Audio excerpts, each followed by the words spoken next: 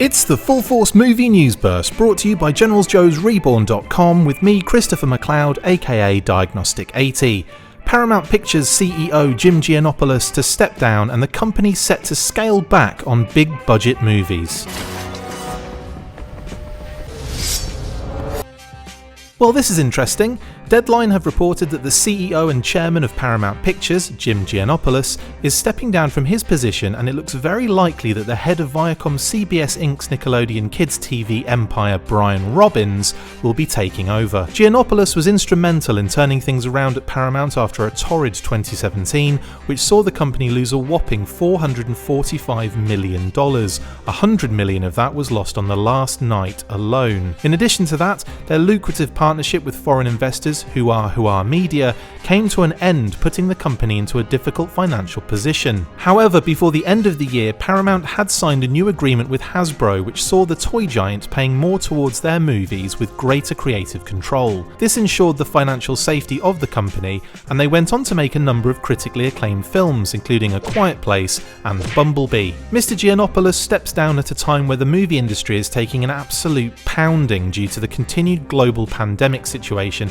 and in relation to that, Paramount Pictures have expressed a desire to scale back their big budget movies in favour of smaller productions that will directly go on their streaming service, Paramount Plus. According to Hollywood Reporter journalist Boris Kitt, what this is all setting up, according to insiders, is Paramount retreating from big theatrical productions to focus on titles, remakes, branded content, cheaper fare that will service its streamer, Paramount Plus. This makes a lot of sense in the current climate, and I can see them moving more towards streaming to build on their own service. I'm not sure what this means for any projects related to G.I. Joe going forward. It will almost certainly affect the pending renewal of the Hasbro agreement for the end of 2022, but I doubt it will have any bearing on the Amazon Lady J TV series in the works, but we shall see. We appear to be in a state of flux once again with the G.I. Joe media, which is concerning, but hopefully the planned projects that have been in the works at E1 and so on still go ahead. We will discuss this in more detail on the next weekly episode,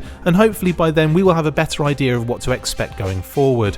Right, I'm off to pitch my idea for a blowtorch snow job buddy movie called Snow Torch, or Wait.